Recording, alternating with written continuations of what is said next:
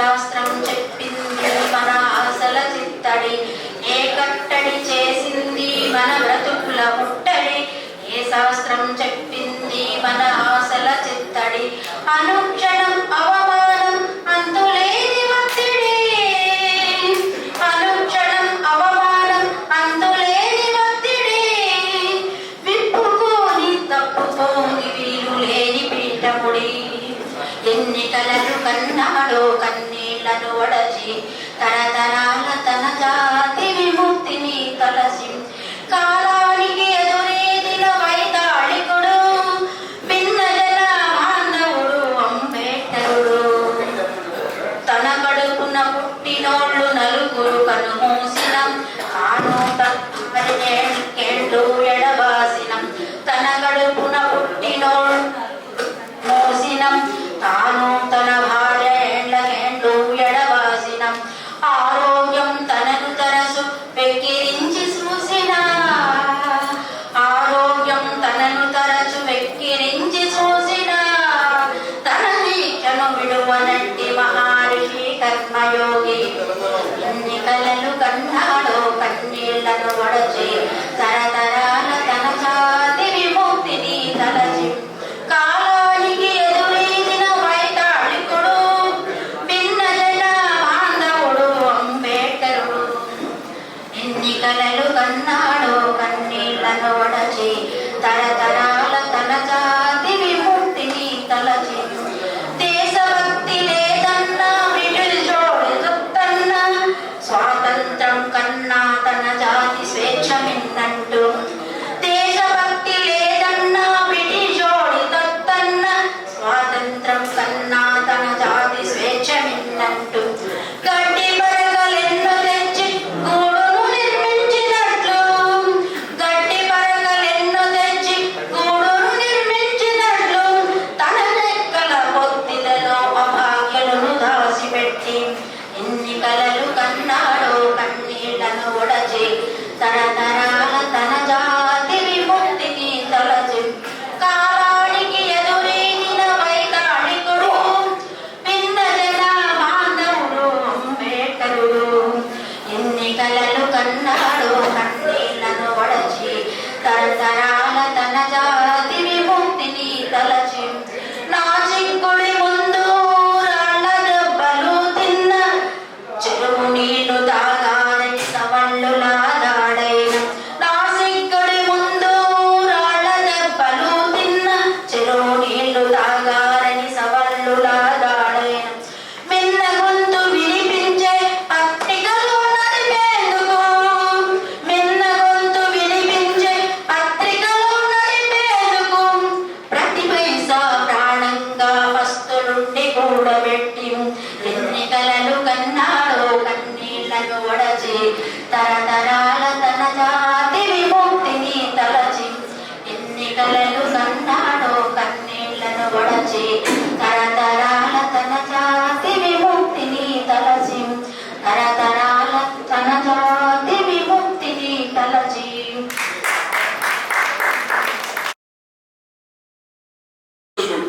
Okay, congratulations. So Ramesh ne machpe. Shiva bettana Shiva. Thank you, congratulations. ఇప్పుడు రాజ్యాంగం వస్తుంది చూడు.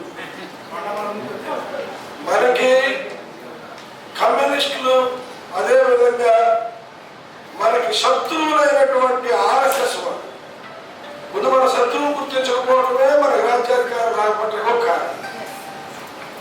శత్రువులు అయినటువంటి ఆర్ఎస్ఎస్ వాళ్ళు, మేము ఈ రాజ్యంలో శ్రామికుల కోసమే పుట్టామనేటువంటి కమ్యూనిస్టులు, వాళ్ళందరూ ఒక వర్గం ఒకవైపు, ఆర్ఎస్ఎస్ వాళ్ళు ఒకవైపు, పాజిటివ్ నెగిటివ్గా ప్రజల నరనరాల్లో ఎక్కించేస్తారు వివిధ భావాలు. ఈ రోజున ఆల్ ఇండియా బహుజన సమాజ పార్టీ ఈ రోజున ఇక్కడ కార్యక్రమం పెట్టడానికి కారణం, ఈ 85% మందికి అధికారాన్ని, ఆ కుర్చీని, ఆ తాళాన్ని, మాస్టర్ కీని ఎలా అందించాలనేటువంటి నినాదాన్ని మన నరనరాల్లో రక్తంలో ఎక్కించి ఆ దిశగా మనం నడిపించడం కోసమే ఈ ఆల్ ఇండియా బహుజన సమాజ పార్టీ ఈ రోజున శిక్షణా కార్యక్రమం పెట్టుకునేటువంటి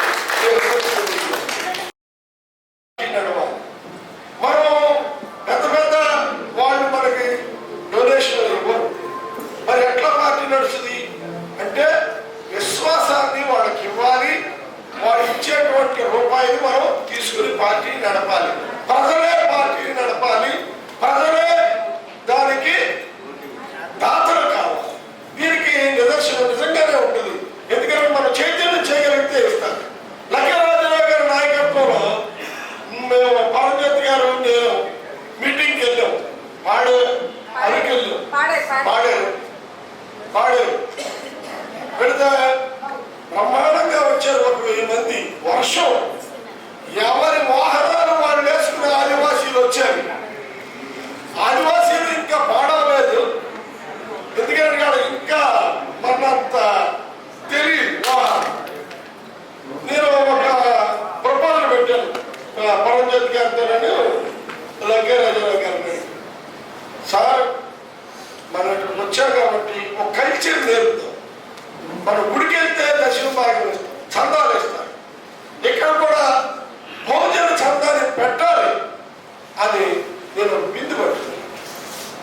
లక్ష్మికి చెప్పాను, ఈ అమ్మాయికి బిందు శ్రీరమ్మ బిందు తెచ్చి బిందు పట్టుకుని అందరి మధ్యలోకి వెళ్ళి ఒకటే చెప్పాను, రూపాయి కంటే తక్కువ వేయొద్దు, రూపాయి మాత్రం వేయండి అని చెప్పాను. ఆ రోజున 5350 రూపాయలు వచ్చింది. ఎవరి వాహనాల్లో వాళ్ళు వర్షంలో తడుచుకుంటూ వచ్చి మేము రావటమే కాదు, మా ఓటే కాదు, కలిసి రామన్నట్టుగా నా నోటు కూడా ఇస్తానని ఇచ్చారు. ఇది విశ్వాసం, ఇది విశ్వాసం, నమ్మకం ఇచ్చారు. నేను అన్నాను, రూపాయి ఇచ్చిన వాడు చెప్పలేదు పైకి నిలబడాను.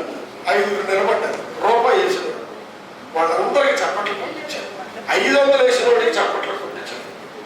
ఎందుకంటే రూపాయి ఇయటానికి ధైర్యం చేసి ముందుకు వచ్చినాడు ఖచ్చితంగా రేపొద్దున 1000 రూపాయలైనా సరే ఇస్తాడు. సో మనకి ఆ నమ్మకాన్ని ప్రజల్లోకి తీసుకెళ్ళాలి. ఖచ్చితంగా క్రైస్తవులు దాంట్లో ఎట్లాగైతే రూపాయి చందా ఇస్తామో భోజన చందాన్ని కూడా మనం పెట్టుకుని మన ఓట్లు, మన నోట్లు, మన సీట్లు, మన అధికారం. సార్ చెప్పినట్టుగా మనకి రాజ్యాధికారం వస్తే మనమే వాళ్ళకి రిజర్వేషన్లు ఇస్తాం. మీలో ఇంకా మంచి మంచి సార్ చెప్పారు, దాంట్లో స్లోగన్స్ కూడా తీసుకురండి అని. మంచి స్లోగన్ మనం పెట్టుకున్నాం, కమ్మ రెట్ల భోజన రాజ్యం. సో బహుజన all India Bahujan Samaj party పంతం, కమ్మారెడ్ల పాలన అంతం. All India Bahujan Samaj party పంతం, కమ్మారెడ్ల పాలన అంతం. ఆ దిశగా మనం నడగలగాలి. కామరెడ్ల పాలన నుంచి, అంటే కమ్మారెడ్డికి వెళ్తే కామరెడ్డి అవుతుంది, ఆ కామరెడ్ల పాలన నుంచి. ఎందుకంటే కామరెడ్లు ఎలాగో కమ్మారెడ్లో వైపే ఉన్నారు, మనం చెప్పుకోవడంలో కూడా తప్పు లేదు. కాబట్టి దాంట్లో నుంచి మనం బయటపడి ఖచ్చితంగా ముందుకెళదాం. రాబోయే ఎన్నికలు జరుగుతున్నాయి. మేము మళ్ళీ మొన్న ఒక మీటింగ్కి వెళ్ళాము. లింగయ్య గారు ఇక్కడ పెద్దలు ఉన్నారు, వారు బ్రహ్మాండంగా మొన్న మాట్లాడారు. చైతన్యం ఆయన అన్నాడు, ఈజీలీ శాలబుల్ కమ్యూనిటీ అని చెప్పాడు. గురజాడ కళాక్షేత్రంలో ఖచ్చితంగా గుడిసెల మీద ఎగిరింది ఏనుగు. అదే విశాఖపట్నంలో 2 లక్షల మంది ఉన్నారు, ఒక్క బిల్డింగ్ మీద కూడా నీటికన్నా ఎగరట్లేదని చెప్పాడు గురజాడ కళాక్షేత్రం. సో మేము చూసాము, రాబోయే పంచాయతీ ఎన్నికలు ఆంధ్రప్రదేశ్ రాజకీయ చరిత్రలో గ్రామ పంచాయతీ ఎన్నికల్లో all India Bahujan Samaj party తొలి విజయాన్ని గిరిజన ప్రాంతాల్లో తెచ్చిందని లంకేరాజరావు గారి నాయకత్వంలో ఖచ్చితంగాను. మరి తర్వాత మనకి కఠోర క్రమశిక్షణ కావాలని చెప్పారు. నిరుత్సాహపడకూడదు. నేను ఎలక్షన్లో పోటీ చేసినప్పుడు ఒక అమ్మ దగ్గరికి వెళ్ళాను, రెడీగా ఒక అమ్మ దగ్గరికి వెళ్ళాను చెప్పేసి ఒక అమ్మ దగ్గరికి వెళ్ళాను. ఆవిడ పేరు సుహార్తం.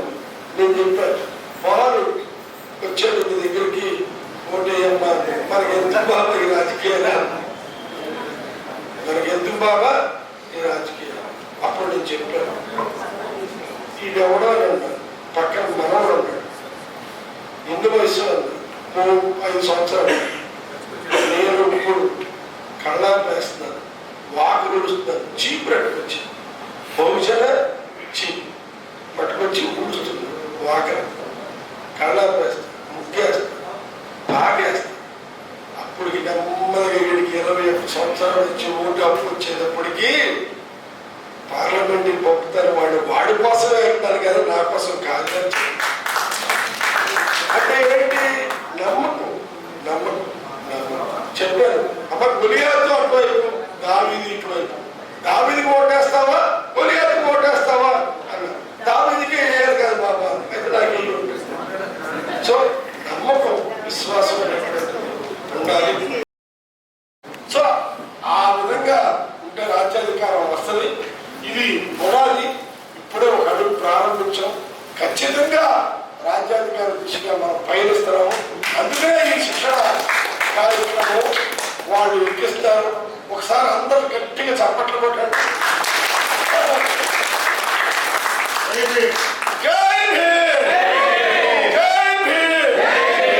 ఎందుకంటే నాకు నిద్ర వస్తుంది, కొంచెం ప్రయాణం చేసి వచ్చాను కదా, అందుకని దాంట్లో నుంచి మనం బయటపడాలి మధ్య మధ్యలో. సో ఇది ప్రథమము. నెక్స్ట్ టైం ఇంకా సెలెక్టెడ్ గా కార్యక్రమాలు ఉంటాయి. ఆ నోట్స్ ఉంటుంది, హోంవర్క్ ఉంటుంది, ఇవన్నీ చేస్తాము. ఇది ప్రథమం కాబట్టి ఇప్పుడు ప్రస్తుతం వినికిడే. సో దయచేసి అందరూ క్రమశిక్షణతో ఉండవలసిందిగా కోరుతూ, ఇప్పుడు మన రాష్ట్ర కోఆర్డినేటర్ అయినటువంటి బక్కా పరంజ్యోతి గారు మిమ్మల్ని అందరినీ ఉద్దేశించి ఈ శిక్షణ కార్యక్రమం వ్యవహారం దీని మీద మిమ్మల్ని అందరినీ ఉత్తేజితులు చేయాలని సవినయంగా కోరుకుంటూ జై భీమ్. దయచేసి ఫోన్లు రింగ్ టోన్ లేకుండా సైలెంట్ లో పెట్టండి. మరీ అంత కష్టమైతే బయటకు వెళ్ళి వద్దు. మీరు ఇక్కడే ఉన్నారని ఇంటి వాళ్ళకి చెప్పాలని, మీ మీద నమ్మకం కలగాలంటే నా నెంబర్ కొట్టి నేను చెప్తాను. మీరు ఇక్కడే ఉన్నారు.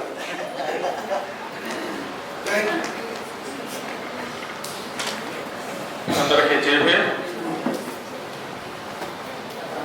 మిత్రులారా, ఇప్పుడు all India Bahujan Samaj party తరఫున శిక్షణా తరగతులను నిర్వహించుకుంటున్నాం. మరి సీరియస్గా ఇప్పుడు దాకా మనం 12 గంటల నుంచి 12:20 అయింది. 9 గంటలకు మనం అందరం చేరి 10 గంటలకు స్టార్ట్ చేసుకుందాం అనుకున్నాం, కానీ 11 గంటలకు స్టార్ట్ అయింది.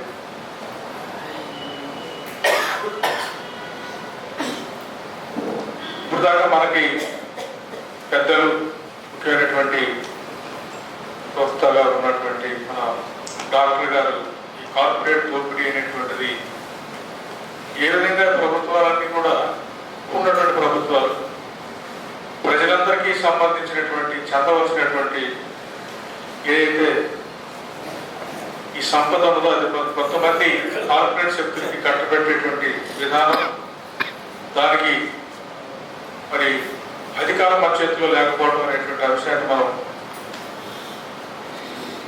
తెలుసుకున్నాం. దీంతో పాటుగా మనం ఒక ముఖ్యమైనటువంటి విషయాన్ని ఆయన మనకు చెప్పాడు. ఆయన డాక్టర్ గారు కాబట్టి మరి ఈ దేశంలో ఎంతో ఈ దేశాన్ని రక్షిస్తున్నట్టుగా, ఈ దేశాన్ని కాపాడుతున్నట్టుగా, ఈ దేశంలో మేమేం చెప్తే అది జరగాలని, మేము ఏమి శాసిస్తే అదే అమలు కావాలని చెప్పి ఏదైతే కోరుకుంటున్నారో, ఈరోజు పాలకవర్గాల్లో ఉన్నటువంటి వాళ్ళు, ప్రధానంగా దాని పాలకవర్గాలు నడిపిస్తున్నటువంటి బీజేపీ పార్టీ ఏదైతే ఉన్నదో, ఈ పార్టీ మాతృగా ఆర్ఎస్ఎస్ రాష్ట్రీయ స్వయం సేవక్ ఏదైతే ఉన్నదో, మరి అసలు ఈయన మూలాలు అసలు ఈ దేశంలో లేవు.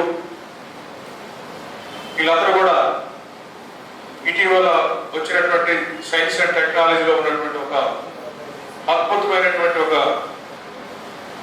పరిణామం వల్ల ఈ దేశంలో ఉన్నటువంటి వీళ్ళందరూ కూడా ఈ దేశస్తులు కాదని, ఈ దేశస్తులు మూల ఆదివాసులు కానివ్వండి, మూలవాసులు కానివ్వండి, ఈ దేశంలో ఉన్నటువంటి వాళ్ళు బహుజనులని, మళ్ళా పరిపాలిస్తున్నటువంటి వాళ్ళందరూ కూడా విదేశీయులు అని చెప్పి ఈ రోజున జెనెటిక్ కోడ్ అంటే విదేశాల్లో ఉన్నటువంటి ప్రధానంగా ప్రాచ్య ప్రాంతాల్లో ఉన్నటువంటి ఇప్పుడు మనం అనుకుంటున్నటువంటి ఇటలీ, ఇరాన్ ఈ మధ్యప్రాచ్య ప్రదేశం అంటారు దాన్ని. ఈ ప్రాంతంలో ఉన్నటువంటి కొంతమంది ఈ దేశానికి వలస వచ్చి వాళ్ళే పాలకులుగా ఉన్నారనేటువంటి విషయం. అక్కడ ఉన్నటువంటి వాళ్ళ జీన్స్ని ఉన్నటువంటి జీన్స్ని టెస్ట్ చేస్తే 2 ఒకే రకం. ఈ విధంగా కనిపెట్టినటువంటి అంశాన్ని ఈ రోజున ఒక ప్రధానమైన అంశంగా మనం గుర్తుపెట్టుకోవాలి. అంటే వాళ్ళు చేస్తున్నటువంటి వాళ్ళ మీడియా చేస్తున్నటువంటి ప్రధానమైన ప్రచారం, వాళ్ళ గ్రంథాలు, వాళ్ళకి సంబంధించినటువంటి ఆరేటర్లు, సిద్ధాంతకర్తలు మీరు చెప్తే మొత్తం కూడా ఫాల్స్. ఇదంతా కూడా ఈ దేశం మీది కాదు, ఈ దేశం మాది, ఈ దేశం మాదే అంటే ఈ దేశాన్ని పరిపాలించేటువంటి ఒక హక్కు మాకే ఉన్నది. బ్రిటిష్ వాళ్ళు ఎల్లగొట్టారు. బ్రిటిష్ వాళ్ళు ఎల్లగొట్టిన తర్వాత మరి వీళ్ళందరూ ఏమన్నారు? ఇప్పుడు బ్రిటిష్ వాళ్ళు ఈ దేశం వాళ్ళు కాదు కాబట్టి పంపించేసారు. ఇక్కడ వాళ్ళు మనందరూ కూడా పరిపాలిస్తూ ఉన్నారు. కానీ ఇక్కడ పరిపాలనలో ఉన్నటువంటి వాళ్ళు అసలు ఈ దేశస్తులు కాదని విషయం మనకు తెలిసిన తర్వాత ఈ దేశమే మంది, మనం మూలవాసులం, మనం ఇప్పటికీ ఈ దేశ శక్తుల పరిపాలనలో మనం ఉండాలనేటువంటి అంశం ఈ రోజు మనం గుర్తించాలి. వాళ్ళు మనకు నీతులు చెప్తున్నారు, వాళ్ళు మనం ఎలా బతకాలో చెప్తున్నారు, వాళ్ళు ఏది మనం విశ్వాసంలో తీసుకోవాలని చెప్తున్నారు. మరి ఇవన్నీ కూడా చాలా ముఖ్యమైన విషయంగా మనం పరిగణించి ఈ రోజున మన మీద జరుగుతున్నటువంటి బహుజనులుగా ఎస్సీలు, ఎస్టీలు, బీసీలు, క్రైస్తవులు, ముస్లిమ్స్, మిగతా మైనారిటీ మతాల్లో ఉన్నటువంటి వాళ్ళ మీద జరుగుతున్నటువంటి ఈ పెద్దదారితనం, ఈ దాష్టికం, ఈ దౌర్జన్యం, దీన్ని కూడా మనం ఈ సిద్ధాంత భూమిక దృష్టిలో పెట్టుకొని మనం ముందుకు వెళ్ళాలని చెప్పి సందర్భంగా మన ముఖ్యమైన పాయింట్ మనం తీసుకోవాలని చెప్పి నేను తెలియజేస్తూ, మరి ఈ రోజున all India Bahujan Samaj party అనేటువంటిది ముందుగా అసలు ఈ పార్టీ ఏంటి, అసలు రాజకీయ పార్టీ పెట్టుకొని ఏ ఉద్దేశంతో పెట్టాము, అసలు రాజకీయ పార్టీకి ఏ ఉద్దేశాలు ఉంటాయి, సంఘాలు ఏంటి, రాజకీయ పార్టీలు ఏంటి, all India Bahujan Samaj party అనేటువంటిది ఎందుకు ఏర్పాటు చేశాము? ఏదో ఒక 100 మందిని గ్యాదర్ చేసి మీటింగ్ పెట్టడం, క్రైస్తవులను గ్యాదర్ చేసి మీటింగ్ పెట్టడం, ముస్లింలు గ్యాదర్ చేసి మీటింగ్ పెట్టడం, బీసీలకి ఏదో ఒక సమన్వయ కమిటీ చెప్పి బీసీ కులాలందరూ కూడా కులగణన చేయాలా, రిజర్వేషన్ కావాలని చెప్పి మీటింగ్ పెట్టడం, లేదా పలానా చోట అన్యాయం జరిగింది, దళితులకి లేకపోతే కొట్టారు, తిట్టారు అని అందరికి వెళ్ళి మీటింగ్ పెట్టాడు, అందరినీ న్యాయం చేయమని కోరడం. ఇదే కలిగినవా మనం చేస్తుంది? ఇదే కదా, ఇదే చేస్తున్నాం. ఎందుకు చేస్తున్నాం? ఇది ఎందుకు చేస్తున్నాం? దేనిలో భాగంగా చేస్తాం. పార్టీ ఎందుకు పెట్టి ఇప్పుడు ముందున్న పార్టీ వచ్చి మనం ఎందుకు బయటకు ఇంకో పార్టీకి పెట్టాల్సిన అవసరం లేదు. మరి ఈ పార్టీకి మనం వదిలిపెట్టి వచ్చిన పార్టీకి మధ్య ఉన్నటువంటి తేడాలు, ఈ పార్టీ ద్వారా మనం నిజంగా ఎలా ముందుకెళ్తాం, ఎలా మనకున్న లక్ష్యాన్ని చేరతాం అనేటువంటి అంశాలను మనం ఖచ్చితంగా తెలుసుకోకపోతే నాయకులుగా ఈ పార్టీ నడిపించేటువంటి వాళ్ళుగా మనం పూర్తిగా మనం అనుకున్నటువంటి లక్ష్యాన్ని చేరలేం. ముఖ్యంగా ఫస్ట్ పాయింట్ తీసుకుంటే ఈ సందర్భంగా కాంక్షరామ్ గారు చెప్పిన దాన్ని ఇప్పుడు ఒక విషయం చెప్తాను మీకు. నాయకత్వం అనేటువంటిది కేవలం ఒక్కరు మాత్రమే నాయకత్వం వహిస్తే ఎప్పుడు కూడా ఏ ఉద్యమం కూడా సక్సెస్ కాదు. దానికి ఏమంటాడంటే కాంక్షరామ్ గారు ఈ విషయం గుర్తుపెట్టుకోవాలి, చాలా ముఖ్యమైన విషయం. ఉద్యమాన్ని అందరు నడపరు, ఉద్యమాన్ని అందరు నడపరు, ఒక్కడు నడపలేడు. కానీ ఒక టీమ్ ఆఫ్ ద లీడర్స్ నడుపుతారు. టీమ్ ఆఫ్ ద లీడర్స్ ఉద్యమాన్ని నడుపుతారు, రాజకీయ ఉద్యమాన్ని నడుపుతారు, పార్టీని నడుపుతారు. కానీ మనం ఏమనుకుంటున్నామంటే ఇక్కడ టీమ్ ఆఫ్ ద లీడర్స్ అనుకుంటున్నాం. ఇక్కడ మనం చేరేటటువంటి ఆల్ ఇండియా బహుజన సమాజ్ పార్టీకి సంబంధించిన team of the leaders. Team of the leaders కి ఒక స్పష్టమైనటువంటి అవగాహన ఉండాలి. మనం చేస్తున్నటువంటి పని మీద, మన లక్ష్యాన్ని సాధించేటువంటి అంశం మీద మనం పూర్తిగా ఒక అవగాహన ఉండాలి. అవగాహన లేకుండా మెకానికల్ గా మీటింగ్కి వచ్చాము, కలిసాము, మాట్లాడుకున్నాము, ముఖాలు చూపించాము, వెళ్ళిపోయాము, మళ్ళా మీటింగ్కి వస్తాము.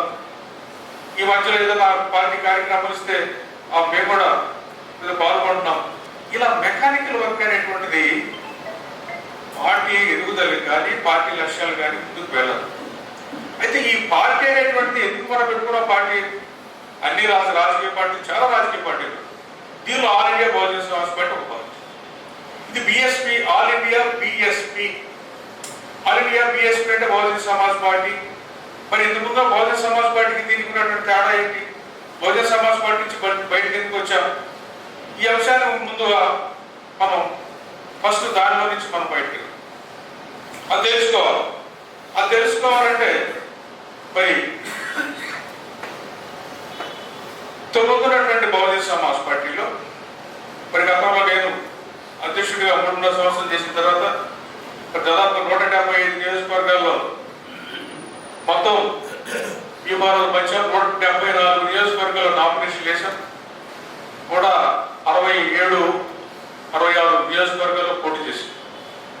అయితే మనం ఎందుకు పోటీ చేసాం? రాజ్యాధికారంలో రావడానికి పోటీ చేసాం. రాజ్యాధికారంలోకి రావడానికి పోటీ చేసాం. రాజకీయ పార్టీ పెట్టుకునేది అందుకు.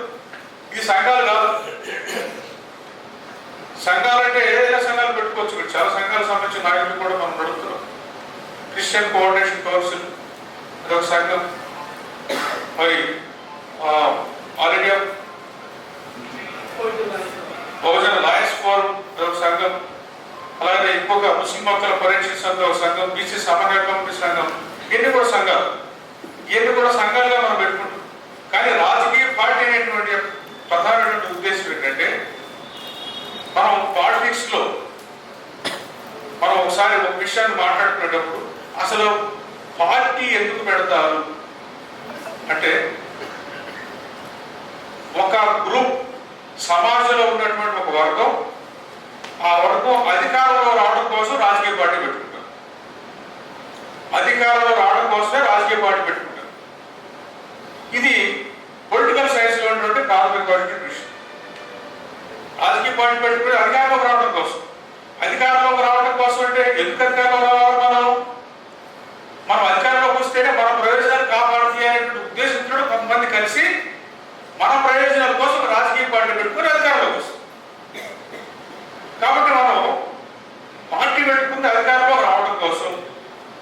కాబట్టి ఏ పార్టీ పెట్టుకున్నా కూడా అధికారంలో రావడం కోసం. ఏ వర్గాలు అధికారంలోకి వస్తాయి? పార్టీ పెట్టుకున్నటువంటి వరకు పార్టీతో అధికారంలోకి వస్తే ఆ వర్గం యొక్క ప్రయోజనాలు కాపాడటం కోసం ఆ పార్టీ పనిచేస్తుంది. మరి ఈ పద్ధతిలో మనం చూసినప్పుడు మరి ఈ రాష్ట్రంలో కానీ ఈ దేశంలో కానీ అనేక పార్టీలు ఉన్నాయి. అనేక పార్టీలు ఉన్నాయి, మీకు అందరూ తెలుసు. బీజేపీ పార్టీ ఇప్పుడు అనుకున్నాం ఆర్ఎస్ఎస్ కేంద్రంగా ఇప్పుడు బ్రాహ్మణ బనియా క్షత్రియులు ప్రధానటువంటి ఉత్తర భారతదేశంలో ఉన్నటువంటి ఈ వర్గాలు అధికారంలో రావడం కోసం ఏర్పాటు చేసినటువంటి పెట్టేటువంటి పార్టీ. కాంగ్రెస్ పార్టీ బ్రాహ్మణులు బనియాలు పెట్టుకున్నటువంటి పార్టీ, అది కూడా. అలాగే ఇప్పుడు ఈ రాష్ట్రాలకు వస్తే టీడీపీ ఒక కులం పెట్టుకున్నటువంటి పార్టీ, వైసీపీ ఒక కులం పెట్టుకున్న పార్టీ, కాంగ్రెస్ ఒక కులం నడుపుతున్నటువంటి పార్టీ, జనసేన ఒక కులం నడుపుతున్నటువంటి పార్టీ, టీఆర్ఎస్ ఒక కులం నడుపుతున్నటువంటి పార్టీ. ఆ కులం అధికారంలోకి వస్తుంది. ఆ పార్టీ ద్వారా ఆ కులం యొక్క ఆధిపత్యం, ఆ కులం యొక్క ప్రయోజనాలు కాపాడబడుతుంది. ఇది మనకు స్పష్టంగా చూస్తున్నప్పుడు మనకు అర్థమవుతుంది ఏంటంటే ప్రతి ఒక్క రాజకీయ పార్టీ కూడా కొన్ని వర్గాల యొక్క ప్రయోజనాల్ని కాపాడుకోవడానికి పార్టీ పెడుతుంది. అట్లనే బహుజన సమాజ్ పార్టీ కూడా ఆర్ఎస్టీ కాన్స్టిట్యూషన్ గారు ఏర్పాటు చేసినటువంటి పార్టీ 1984లో.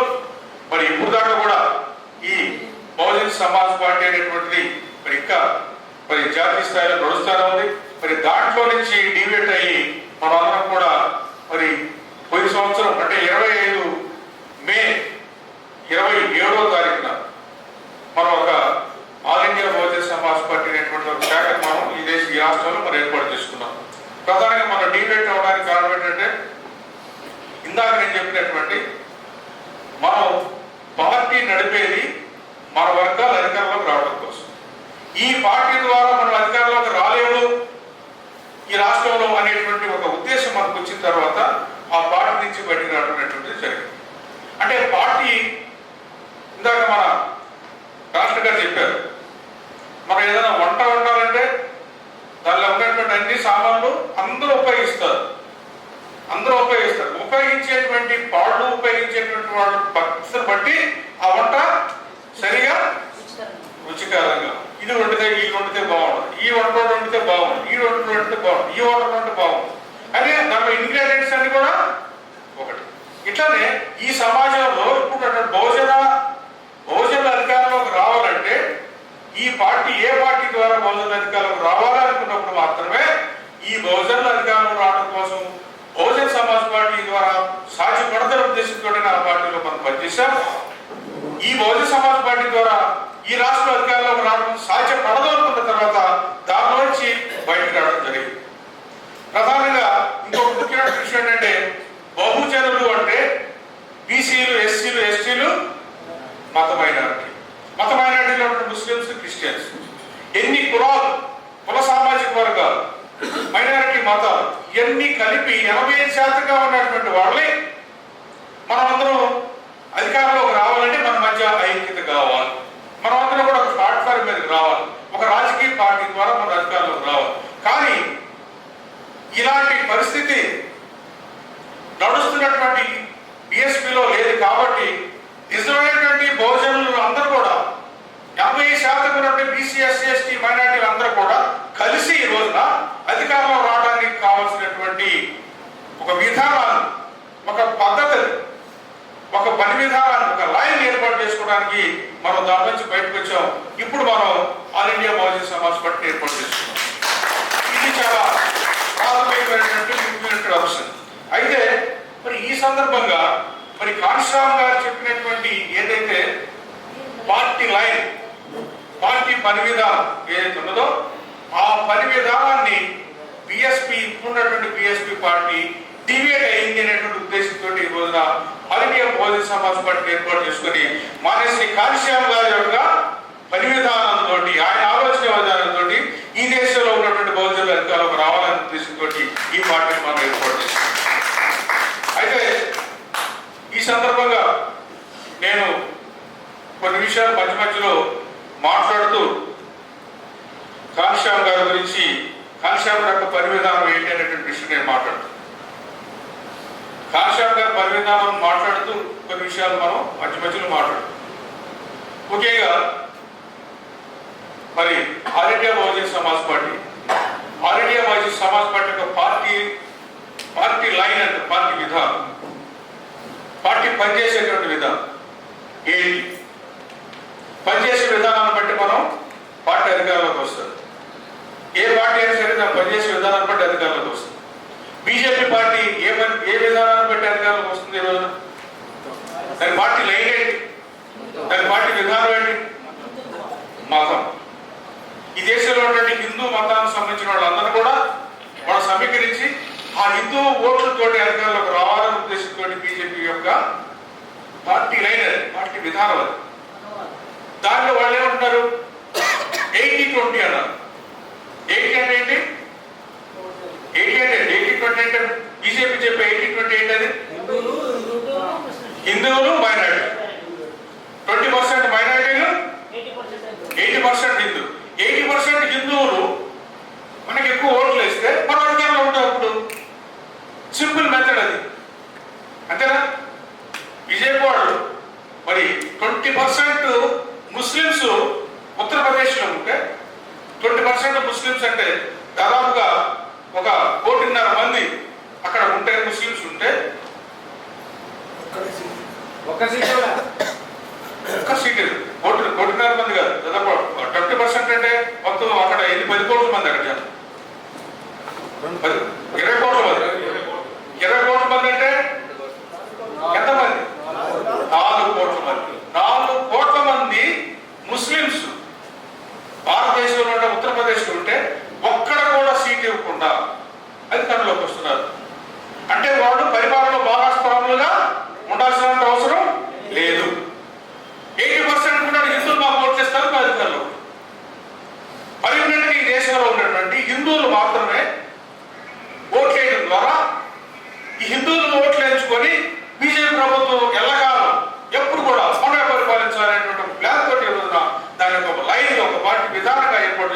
అధికారంలోకి వస్తున్నది.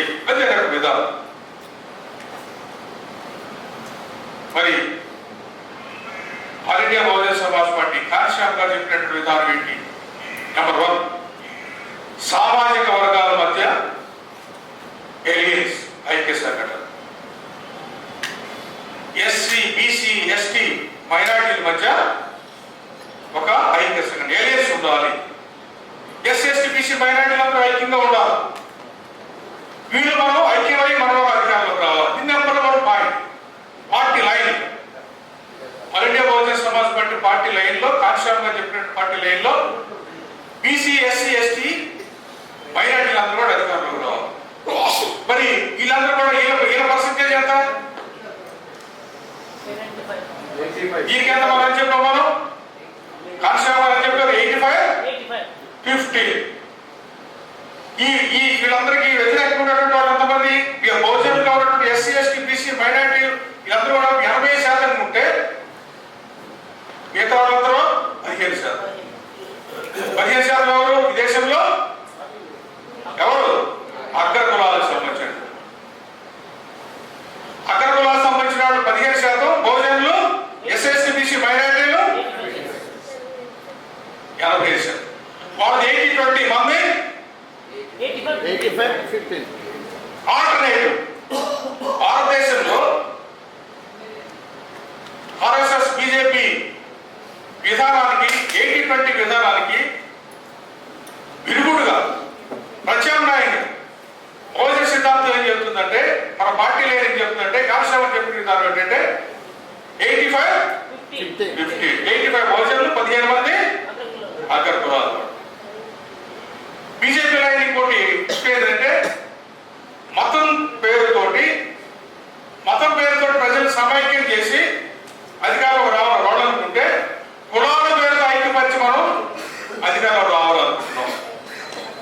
దానికి పార్టీ లేదు. ఈ రోజున all India Bahujan Samaj party, బహుజన సమాజ్ పార్టీ కానీ దీన్ని ఏమంటారంటే వీళ్ళందరూ కూడా ఇది కుల పార్టీ అంటారు. అవునా? కుల పార్టీ అంటారు. కుల పార్టీని ఎందుకంటారు? వీళ్ళందరూ కూడా బీసీలు ఎస్సీ ఎస్టీలు మైనార్టీలు ఏదైతే ఉన్నారో బహుజన కులాలకు సంబంధించిన వాళ్ళు అందరూ కూడా ఐక్యం చేస్తున్నాం కాబట్టి, కుల పరంగా ఐక్యం చేస్తున్నాం కాబట్టి కుల పార్టీ అని చెప్తున్నారు వాళ్ళందరూ. ఎస్ నేను చెప్తున్నాను, అవునని కూడా చెప్తున్నాను. ఇది ఒక తిట్టులాగా వాళ్ళు అనుకుంటున్నారేమో, కానీ ఇది భారతదేశ రియాలిటీలో మన అధికారులు రావడానికి ఇది ఒక మార్గం. కాన్శ్యామ్ గారు ఏం చెప్పారంటే ఈ విషయం మీద, ఏ కులాన్ని అయితే ఇప్పుడు దాకా మీరు ఉపయోగించుకుని అధికారంలోకి వచ్చారో అదే కులాన్ని ఉపయోగించిన అధికారం నుంచి దించుతాము. వాళ్ళు ఆ ఛానల్ మొత్తంగా దేని ఉపయోగిస్తున్నారు? వాడు బాగుపడటానికి ఉపయోగించు. అందుకే ఒకసారి మీరు బాబాసాహెబ్ అంబేద్కర్ అంటాడు. బాబాసాహెబ్ అంబేద్కర్ ఏమంటే బ్రిటిష్ ప్రభుత్వాన్ని మీరు వచ్చారు, మీరు ఎవరికో చదువు చెప్తున్నారు, చదువు చెప్పినట్టు వాళ్ళు అగ్రకుల వాళ్ళు చెప్తున్నారు, వ్యాపార వాళ్ళు చెప్తున్నారు. ఈ వ్యాపార వాళ్ళకి మీరు చదువు చెప్తే వాళ్ళు మళ్ళీ మీ చదువులు ఉపయోగించి మమ్మల్ని దోపిడీ చేస్తారు, వాళ్ళు చదువు చెప్పతారు. నేను స్వతంగా చెప్పాను, కొలగని వల్ల ముగ్గులేదు ఉంటుంది. వాళ్ళు ఇప్పుడే మమ్మల్ని దోపిడీ చేసి మమ్మల్ని ఆవేదన చేసి వీళ్ళు మమ్మల్ని దోచుకు తింటున్నారు. వాళ్ళకి మీరు చదువు చెప్తే వాళ్ళు ఇంకా దోపిడీ పెంచుతారు కాబట్టి వాళ్ళు చదువు చెప్పండి, బాగా చెప్పండి చదువు. అదే ఫుల్ కూడా. కాబట్టి వీళ్ళు ఉన్నటువంటి ఏదైతే చదువుకునేటువంటి వర్గాలు ఏ సమాజంలో ఎక్కువ ఉంటే ఆ సమాజం ఆలోచిస్తుంది. వాళ్ళ మేధావులందరూ కూడా సరైన పద్ధతిలో ఉంటే ఆ జాతిని మేల్కొలుపుతారు, ఆ జాతికి ఉపయోగపడతారు. కాబట్టి ముందుగా ఈ బహుజన వర్గాల్లో ఉన్నటువంటి వాళ్ళు ఎవరైతే ఉన్నారో ఆ వర్గం ముందుకు రావాలా. ఆ వర్గం ఏ వర్గం అంటే ఉద్యోగ వర్గం. ఎస్సీ ఎస్టీ బీసీ మైనారిటీలందరూ కూడా కలవాలి. Number 1 point. రెండో పాయింట్, కలిస్తే వాళ్ళకి కావాల్సినటువంటి ఏదైతే వాళ్ళకి కావాల్సినటువంటి నాయకత్వం వహించేది ఎవరు? ఉద్యోగ వర్గమే నాయకత్వం వహించాలి. అందుకని పార్టీ పెట్టక ముందే కాన్శ్యామ్ గారు ఏం చెప్పారు? ఏం పెట్టాడు? బాంసప్ అంటే చెప్పండి. బ్యాక్వర్డ్ అండ్ సురేష్ గారు చెప్పాలి. Backward and minorities communities employees federation. Backward caste, backward communities. Backward communities అంటే ఎవరు? బీసీలు, ఎస్సీలు, ఎస్టీ. బీసీలు, ఎస్సీలు, ఎస్టీ మొత్తాన్ని కూడా బ్యాక్వర్డ్ కమ్యూనిటీస్.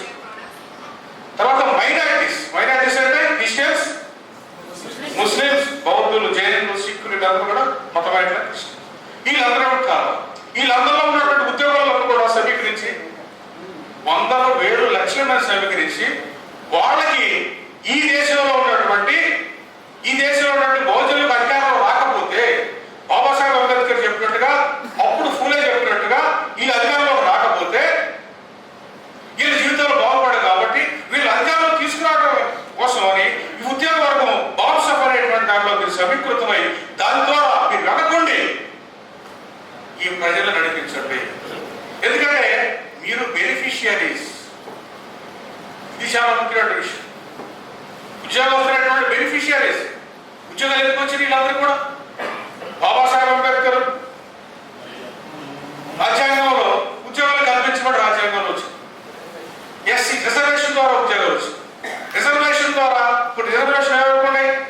ఎస్సీలు కూడా, ఎస్టీలు కూడా, బీసీలు కూడా, మైనార్టీలు కూడా. బీసీలు పేరు మీద మైనార్టీలు కూడా.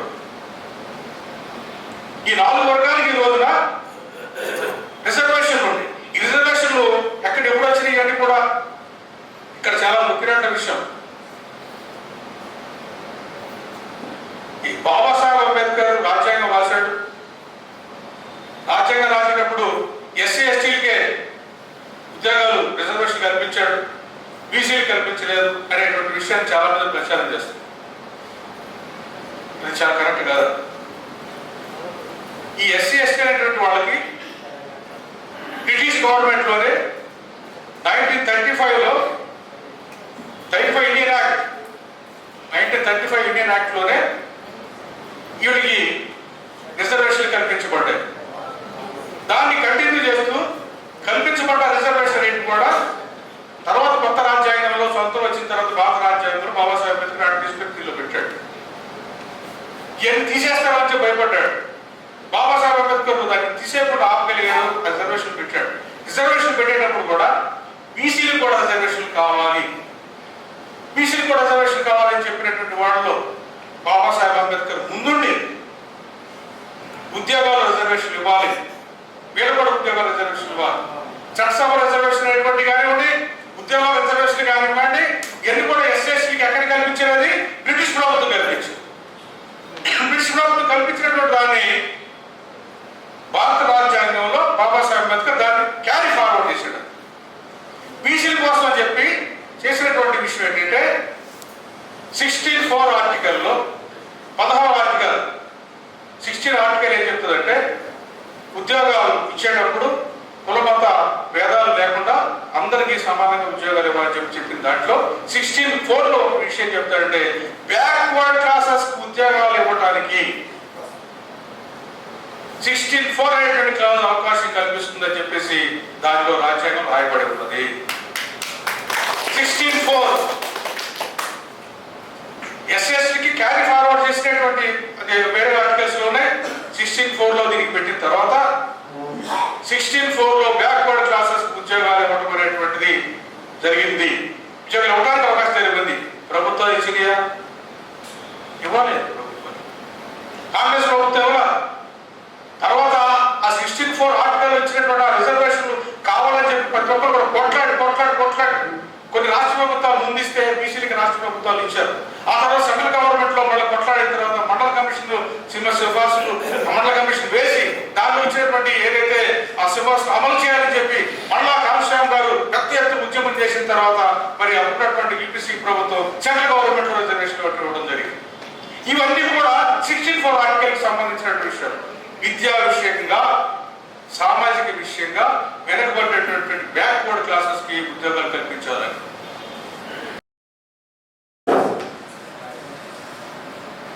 రాజకీయ శిక్షణ తరగతి బహుజన సమాజ్ పార్టీ ద్వారా నడిచేటువంటి కార్యక్రమానికి అధ్యక్షగా వహించినటువంటి రాజారావు గారు, ముఖ్య అతిథిగా వచ్చినటువంటి పూర్ణచంద్రరావు, అట్లనే పరాజోగి గారు, ప్రొఫెసర్ గారు, వేదిక మీద వేదిక కింద ఉన్నట్టు పెద్దలందరికీ ప్రత్యేక నమస్కారాలు. వేదిక మీద ఉన్న కంటే కింద ఉన్నది పోరాటం. మీరు పోరాటం చేసినా మేము లీడర్ లేదు. ఈ కార్యక్రమం చాలా గొప్పది. బహుజన రాజ్యం కావాలి అని ఏకైక నిదానం మరి కన్సీరామన్ గారు ఆ రోజు మొదలు పెట్టారు. చాలా మంది బహుజనులకు రాజ్యమా, ఈ ఎస్సీ ఎస్టీ బీసీ మైనారిటీలకు రాజ్యమా ఈ భారతదేశంలో అనేటట్టుగా చులకన భావంతో భారతదేశం రాజ్య పరిపాలన జరుగుతుంది. మీరు అన్నట్టు 87-85% మనం ఉన్న ఓట్లు మన సీట్లు వాళ్ళకి. ఇప్పుడు సీట్లు మనకు కావాలంటే లాక్కోవాలంటే పోరాటం చేయాలి, సమన్వయం చేయాలి, చైతన్యం చేయాలి. వాళ్ళకి ఇవ్వరు. ఆ 15% వాళ్ళు శాస్త్రంగా ఇప్పుడు 75 సంవత్సరాలు పరిపాలిస్తున్నారు, ఇంకా చేస్తారు. ఆ విధానాన్ని మనం బయటికి లాగాలంటే మనం ఏకం కావాలి. బహుజన సమాజం ఈ నినాదానికి నిదర్శనం మరి కన్సీరామన్. ఆయన లేకపోవడం కొంత లోటు. సరే, ఆయన సిద్ధాంతాన్ని ముందుకు తీసుకుపోతున్నామంటే వాస్తవంగా నేను కాంగ్రెస్ వాదినే, కానీ బహుజన సిద్ధాంతాన్ని కట్టుబడి పనిచేయడానికి నేను సిద్ధంగా ఉన్నాను.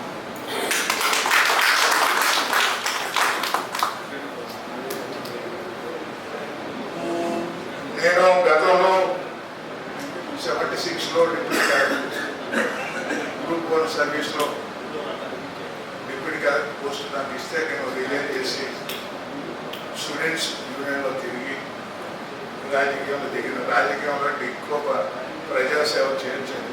ఈ కలెక్టర్ ఉద్యోగం చేస్తే లిమిటెడ్ తప్ప ప్రజలకి మనం మేలే చేయడం. కొంతమంది నా బుర్ర తింటే యువత కదా. ఆనాడు పివిఆర్కే ప్రసాద్ అనే కలెక్టర్ మా దగ్గర ఉండేది. మీ ఏలూరు 76లో ఇందిరాగాంధీ ప్రైమ్ మినిస్టర్.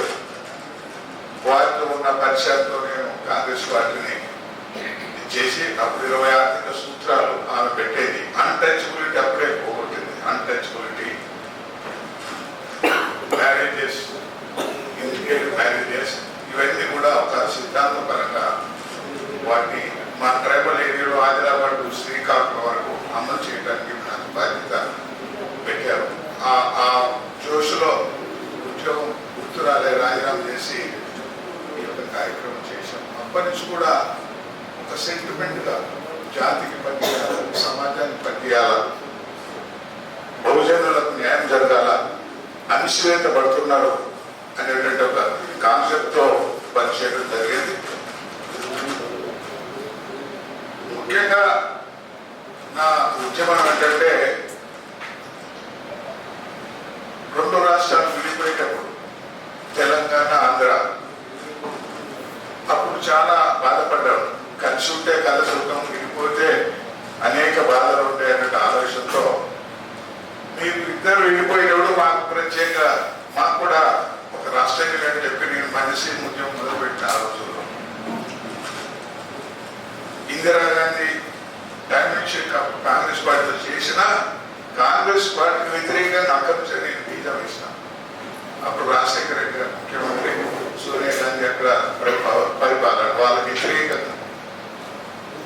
అంటే నేను ఎందుకు చెప్తున్నా అంటే మళ్ళీ సామాజిక న్యాయ పోరాటం, బహుజన పోరాటం రావాలంటే ముందు మనమంతా కూడా ఏమంటారు సుదీర్ఘమైనటువంటి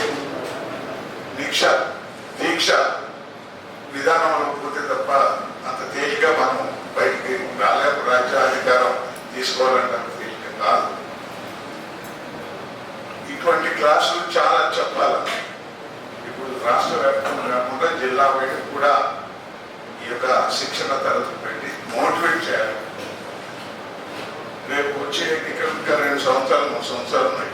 ఈ లోపల రాష్ట్రం మొత్తం ఈ సదస్సులు జిల్లా స్థాయి వరకు క్యాడర్ని మనం తీసుకురావాలి. కనీసం ఆంధ్రలో, తెలంగాణలో, 2 తెలుగు రాష్ట్రాల్లో బహుజన సమాజ్ పార్టీ ఆవిర్భించింది ఎప్పుడో, కానీ రాజ్యాధికారంలో కీలక పాత్ర ఊహించడానికి మనమంతా కృషి చేయాల్సిన అవసరం ఉంది. బహుజనులు అంటే ఈ మన్యసీమ ఉద్యమంలో నాకు అనుభవం ఉంది. సోనియా గాంధీ దగ్గర పోయి మన్యసీమ ఎందుకు కావాలా, ఎట్లా కావాలో మొత్తం ఎక్స్ప్లెయిన్ చేస్తే you meet the Ghulam Nabi Azad అని చెప్పి, గులాం నబీ ఆజాద్ ఆ రోజు మంత్రి సెంట్రల్ గవర్నమెంట్, ఆయన దగ్గర సదస్సు ఏర్పాటు చేసిన మా ఆదివాసులతో నేను మా ఎమ్మెల్యేలు అందరూ పెట్టుకుపోయా, ఎమ్మెల్యేలు, ఎక్స్ ఎమ్మెల్యేలు, ఆదివాసీ అంటే మొత్తం. ఆయన ఒకటే అన్నాడు, మీకు రాజ్యాధికారం కావాలా ఆదివాసులకు? నాకేం స్టన్ అయిపోయింది, ఏంటి ఆ మాట అన్నాడు. ఏంటి మీరు చెయ్యలేరు, మీరు విఫలం అయిపోతారు, మీకు ఆ అనుభవం లేదు. ఫర్ ఎగ్జాంపుల్ ఛత్తీస్గఢ్ ముఖ్యమంత్రి మధుకోడ ఒకటి ఉదాహరణ, ఆయన పేలూరు అయితే జైలుకి పోయిందన్నారు. అట్లనే అస్సాంలో మన నాయకురాలు, బహుజన సమాజ్ నాయకురాలు ముఖ్యమంత్రి మాయావతి, వీళ్ళందరూ పేరు చెప్పారు. ఈ ఎస్సీ ఎస్టీలు రాజ్యాధికారానికి పనికిరావు అని చేయరు, చేస్తే పేరు అవుతారు. అందరికి నాకు స్టన్ అయిపోయింది. అంటే వాళ్ళకి ఎలాంటి ఆలోచన ఉందో ఒకసారి మనం ఆలోచించాలి. అక్కడ సరే ఆయన మైనార్టీ అనుకో, లేకపోతే కాశ్మీర్ కూడా ఆయన కాబట్టి మైనార్టీ కాదు, రాజ్య ఒక పెద్ద రాజు, ఆ మెంటాలిటీ అట్లా ఉంటుంది. అందుకని ఆ సూపు అగ్ర కులాలలో ఉంది మన మీద. ఎస్సీకి ఎస్టీకి పడదు, ఎస్సీ ఎస్టీకి బీసీకి పడదు, బీసీ అంటే మైనార్టీ పడదు. ఈ యొక్క డిఫరెన్సెస్ మనం విభజించి మనల్ని విచ్చలవిడిగా చేసి రాజ్యాధికారం మన చేతికి రాకుండా వాళ్ళు కుట్రలతో ఉన్నారు. కాబట్టి మరి ఇది చాలా ఆలోచించిన వ్యవహారం. ఖచ్చితంగా మనం సక్సెస్ అవుతాం. నిష్ఠతో కానీ, ఒక పట్టుదలతో కానీ, దీక్షతో కానీ కార్యక్రమం చేసుకుంటే డిఫరెంట్గా మనం సక్సెస్ అయ్యేట అవకాశం ఉంది. అందులో ముఖ్యంగా ఉద్యోగస్తులు, మన ఎస్సీ ఎస్టీ ఉద్యోగస్తులు వాళ్ళు అప్పటి వరకు వాళ్ళ పిల్లలు వాళ్ళు బతికితే చాలు, జాతి వెళ్ళిపోయినా పర్వాలేదు, పొలం వెళ్ళిపోయినా పర్వాలేదు, ఇంకోటి వెళ్ళిపోయినా పర్వాలేదు, వాళ్ళకు రాయితీలు ఇస్తే చాలు. ఏ ప్రభుత్వం అనుకోవాలి ఉంటే ఆ ప్రభుత్వం వెళ్ళిపోతారు తప్ప మనకింత రాజ్యాధికారం కావాలా, మనకింత అన్యాయం జరుగుతుంది, మనకు రక్షణ లేదు, ఉనికి లేదు, మన వాళ్ళని కాపాడుకోవాలంటే ఆలోచన మనలో ఉన్నటువంటి వీక్నెస్. ఎందుకంటే నేను పెద్ద పెద్దతో కూడా పనిచేసినాను. ఎస్సీలలో టాప్ కాకి మాధవరావు గారు, అర్జున్ రావు గారు, ఇటువంటి పెద్ద పెద్ద చీఫ్ సెక్రటరీ చేసిన వాళ్ళతో కూడా నేను పరిచయాలు ఉన్నాయి. ఎస్సీ ఎస్టీ అంటే పక్కన పెట్టేవాళ్ళు, వాళ్ళు ఎక్కడి నుంచి పుట్టారు, ఎట్లా వచ్చారు అదేం లేదు. అందరు తెలుగు. మీరు ఒకసారి గుర్తుపెట్టుకోండి, పోలీస్ స్టేషన్ లో కానిస్టేబుల్ ఎవరు 100% ఎస్సీ ఎస్టీలో ఉంటారు. 100% కాదు, 80% ఎస్సీ ఎస్టీలే. ఎస్ఐ నుండి ఎస్పీ దాకా ఎవరు ఉంటారో కావచ్చు, ఉన్నత కులాలు. కేసులు మర్డర్ చేసిన వాళ్ళు ఒక రెడ్డి కమ్మ స్టేషన్ పోతే కుర్చేసి కూర్చోబెట్టి బిస్కెట్ ఇచ్చి చాయ్ ఇచ్చి సంప్రదాయంగా వాళ్ళకి అన్ని విధాలు చేస్తారు. ఎవరు చేస్తారు? మనవాళ్ళు. కానిస్టేబుల్. అదే ఎస్సీ ఎస్టీ పోతే వారిని బట్టలు ఇప్పించుకోతారు. మనోడని చూడు, బాధం అంటే బాధలు, కొట్టమంటే కొట్టు, కేసు పెట్టు, జైల్లో పెట్టు. అంటే మనోళ్ళు మనకి రక్షణ ఇచ్చే పరిస్థితి మనం తెలుసుకోలేకపోతున్నాం. రెగ్యులేషన్ సంపాదిస్తావు, అదే ఎస్సీ ఎస్టీ తిను జైలు షెల్లో పెట్టి కొడతావా? ఎవరు మనల్ని మనం గుర్తించలేని స్థితిలో ఈనాడు మన సమాజం ఉందని చెప్పి నేను గుర్తింపు కోసం చెప్తున్నాను. అందుకనే ఇవన్నీ కూడా మార్పు తేవాలంటే ఖచ్చితంగా మనం పని చేయాల్సిందే, కృషి చేయాల్సిందే, దీక్ష చేయాల్సిందే. కఠోర దీక్ష అంటే మామూలు దీక్ష కాదు. చెప్పినట్టు పెద్దలు చెప్పినట్టు ఆ విధంగా మనం ప్రయాణం చేస్తే సక్సెస్ అవుతాం. కాకపోతే శ్రమ పడాలి.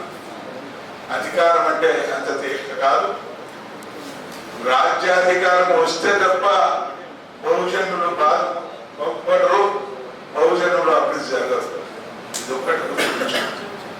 రాజ్యాధికారమే కీలకం. అది తప్ప నీకు బర్రెని ఇస్తారు, గొడ్డుని ఇస్తారు, మేకని ఇస్తారు, మీకు లేకపోతే ఒక పెద్ద కంప్యూటర్ పెడతా, లేకపోతే ఇండస్ట్రీ పెడతా, లేకపోతే సబ్సిడీ ఇస్తా. ఇవన్నీ కూడా కేవలం బతుకుదేరు ఆశ పెట్టడమే తప్ప శాశ్వతమైనటువంటి అభివృద్ధి మనకు జరగదు. అందుకని రాజ్యాధికారం కోసం, అందులో బహుజనులకే రాజ్యాధికారం కావాలనేటువంటి డిమాండ్ ఇది దేశవ్యాప్తంగా మనం తీసుకుపోవాల్సిన అవసరం ఉంది. ఖచ్చితంగా మరి ఇప్పుడున్నటువంటి మీరంతా కూడా యంగ్ జనరేషన్, మేమంటే ముసలివాళ్ళు అయినాక 10 ఏళ్ళ దాకా పని చేయగలుగుతాం. కానీ ఈ యొక్క వాదాన్ని ముందు తీసుకుపోతే ఎంతో కొంత ఈ ఎన్నికల్లో రిజల్ట్ వస్తుంది. నెక్స్ట్ ఎన్నికల్లో అది చెప్పారు కదా మా ప్రొఫెసర్ గారు, ఎవరు చెప్పారు, ముందు ఓడిపో, తర్వాత ఓడగొట్టు, తర్వాత గెలువని. ఆ సిద్ధాంతం మీద కానీ మనం పని చేయగలిగితే డెఫినెట్ గా మనం విజయం పొందుతాం అనేటువంటి ఆలోచన నాకు ఉంది. ముఖ్యంగా వివక్షణ అన్నారు. వివక్షణ అంటే ముందు మనలో వివక్షణ రాకుండా మనం కాపాడుకోగలిగాం. ఎవరో ఇస్తే కాదు, మనకు రాజ్యాధికారం వస్తే వివక్షనే ఉండదు. మనమే వాళ్ళని వివక్ష చేయొచ్చు. కానీ ఆ అధికారం కోసం ఎలాంటి ఆలోచనలు పెట్టాలో, ఎలాంటి నిర్ణయాలు తీసుకోవాలో సమిష్టిగా ఆలోచించి సదస్సులు పెట్టి మరి అనేక మంది ఏదో సీనియర్లో మేమే కాదు, జూనియర్ పిల్లగాని కూడా మంచి ఐడియా రావచ్చు. వీళ్ళందరి యొక్క ఆలోచనలు తీసుకొని మరి ముందుకు పోతే ఖచ్చితంగా మనం అభివృద్ధి చెందడానికి అవకాశం ఉంటుంది. నేను మనం చేస్తున్నా. లాస్ట్లో మా ఆదివాసీ ప్రాంతం మీకు తెలుసు, రాజ్యాంగం కల్పించినటువంటి హక్కులు, ఆదివాసుల రాజ్యాంగ హక్కుల కోసం పోరాటం చేయాలన్నదే ఒక నిర్ణయం. మరి పాడేరులో, విశాఖపట్నంలో కే రాజారావు గారి యొక్క నాయకత్వంలో ఆదివాసులతో కూడా నిర్ణయం తీసుకున్నాం. ఏంటి ఆ నిర్ణయం అంటే జల్ జంగల్ జమీన్. ఆదివాసి పోరాటంలో అంటే ఆదివాసులు ఉండేది కూడా అడవిలో ఉంటారు, గుట్టల మీద, కొండల మీద, నదీ పరిహార ప్రాంతంలో, ఒక ప్రత్యేకమైన ప్రాంతంలో ఆదివాసులు ఉంటారు. ఇప్పుడు నుంచి కాదు, తరతరాల నుంచి కూడా. బ్రిటిష్ వాళ్ళు కూడా ఆదివాసులకు భయపడి ఆదివాసి ప్రాంతంలో అడుగు పెట్టలేదు. అంత పోరాటాలు చేసి ప్రాణాలు ఉంటే పోత వాళ్ళు చట్టాలు ఇచ్చారు, వదిలిపెట్టారు. జనజంగల్ మీరే అని దానికి కావాల్సిన అనేక చట్టాలు చేశారు. చట్టాలు నిద్రపోతున్నాయి. చట్టాలు ప్రభుత్వాలకి, అగ్ర కులాలకి చుట్టాలకి. ఆదివాసులకేమో శాపాలకి, అగ్ర కులాలకి రాష్ట్ర కేంద్ర ప్రభుత్వాలకి చుట్టాలి. మరి వాటిని కాపాడాలంటే మరొక తిరుగుబాటు చేయాల్సిందే. మరొక స్వతంత్ర భారత్ పోరాటం మీద ఆదివాసులు చేయాల్సిందే. దానికోసమే విశాఖపట్నంలో ఒక నిర్ణయం, అది కూడా బహుజనుల సమాజం మీటింగ్లో పూర్ణచంద్రరావు గారు, పరంజ్యోతి గారు వీళ్ళందరి నాయకత్వంలో మరి మన రాజారావు గారిని అక్కడ ఎన్నుకోవడం జరిగింది. అట్లనే దేశవ్యాప్తంగా మరి నన్ను కూడా మీరు తిరగండి, అన్ని రాష్ట్రాలు 11 రాష్ట్రాల్లో ఉన్నాయి ఆదివాసీ ప్రాంతాలు ఈ దేశంలో, ఇక్కడ నుంచి బీహార్ దాకా ఈ యొక్క ప్రాంతంలో రాజ్యాంగ హక్కుల కాపాడటం కోసం ప్రత్యేకంగా మీరు కార్యాచరణ తీసుకోమని చెప్పడం కూడా బాధ్యత చెప్పడం జరిగింది. ఖచ్చితంగా ఒక 2 సంవత్సరాల్లో దేశవ్యాప్తంగా మరో పోరాటం తీసుకొస్తాం. ఆదివాసీ ప్రాంతంలో ఆదివాసీ హక్కుల కోసం విజయం సాధిస్తామని చెప్పి ఈ సందర్భం మనం చేస్తున్నాం. అట్లనే మీరందరూ ఈ కార్యక్రమానికి వచ్చినటువంటి 100 మంది మీరు కూడా ప్రమాణం చేసి బహుజన సమాజానికి రాజ్యాధికారం రావాలనేటువంటి ఒకే ఒక నినాదంతో ముందుకు పోవాలని నేను మనవి చేస్తూ సెలవు తీసుకుంటున్నాను.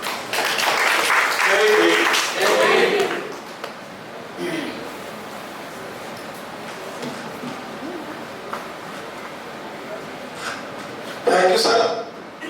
ఖచ్చితంగా మీ ఆశ నెరవేరాలి.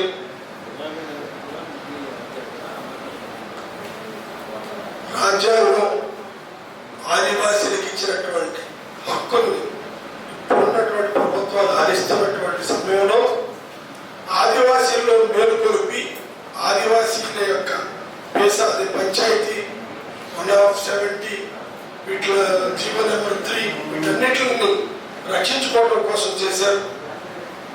సో మీ నాయకత్వంలో ఖచ్చితంగా ఆదివాసీ హక్కుల్ని ఈ 2 సంవత్సరాల్లో కాపాడే విధంగా ఉంటుందని తెలియజేస్తూ మీ యొక్క సపోర్ట్ కావాలి. మనం జనం బహుజన రాజ్యాధికారం ఆ దిశగా మనం నడుస్తామని తెలియజేస్తూ జై భీమ్, జై భీమ్. పూర్ణచంద్ర గారు ఏంటి బట్టలు మార్చామని అన్నారు. ఎప్పుడు పురుషత్వం వేసుకుని వస్తాను.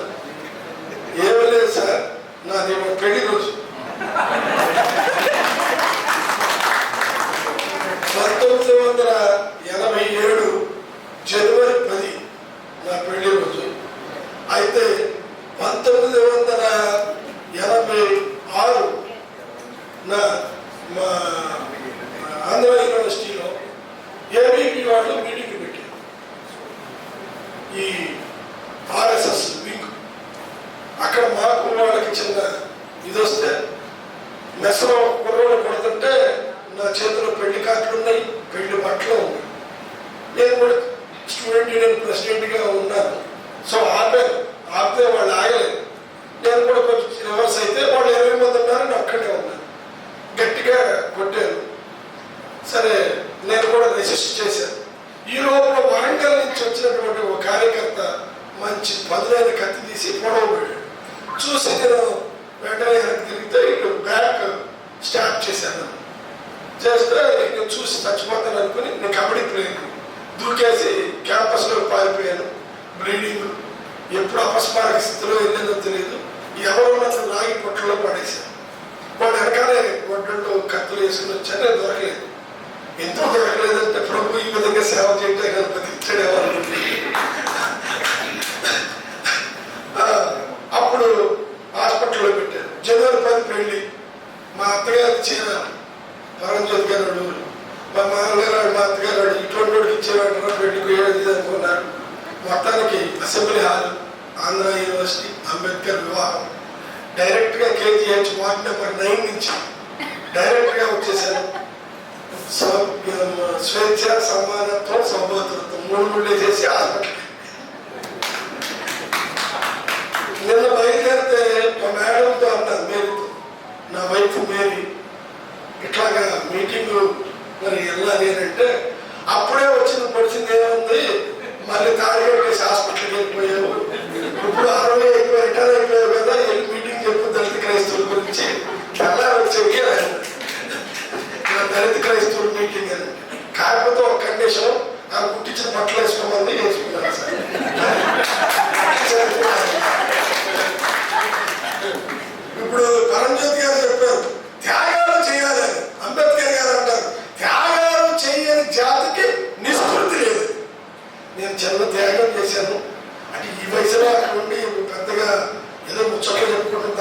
కాదు కానీ ఏదైనా, ఎందుకంటే పిల్లలు హైదరాబాద్లో ఉన్నారు, కూడా రాజమండ్రిలో ఉన్నారు, ఇంటికాడ ఒకటే అవుతుంది.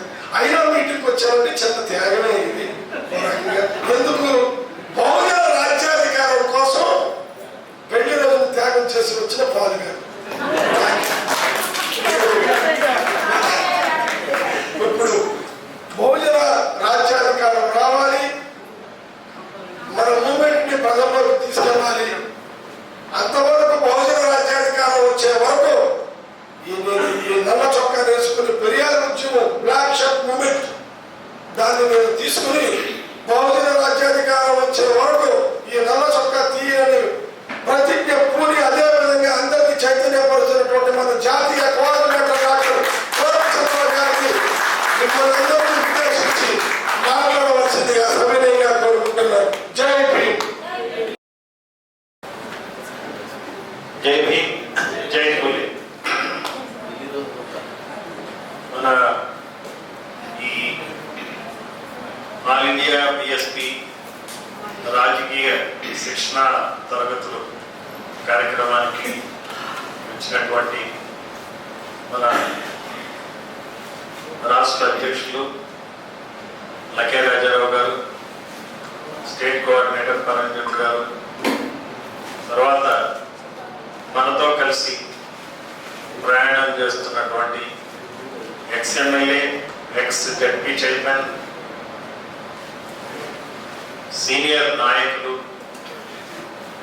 చందాలింగేశ్వర్ గారు, మరి ప్రొఫెసర్ పాల్ గారు, తర్వాత మన వైస్ ప్రెసిడెంట్ శ్రీరాములు గారు, తదితర మన మేధావి డాక్టర్ జయరాజ్ గారు, తదితర పెద్దలకి అందరికీ, ప్రొఫెసర్స్ తులసి గారు కానీ మరి మిగిలిన వాళ్ళందరికీ కూడా నా జై భీమ్, జై పూలే.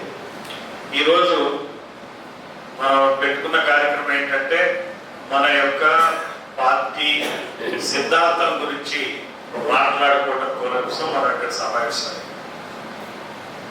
రాష్ట్రంలో చాలా పొలిటికల్ పార్టీలు ఉన్నాయి. మరి ఆ పొలిటికల్ పార్టీలు ఉన్న నేపథ్యంలో మన పొలిటికల్ పార్టీ ఏంటిది, ఏం చెప్తుంది, ఎందుకు ఈ పార్టీ అవసరం ఏంటి అనేది తెలుసుకోవడం కోసం ప్రతి నాయకుడు, ప్రతి కార్యకర్త తెలుసుకోవాల్సినటువంటి అవసరం ఉంది.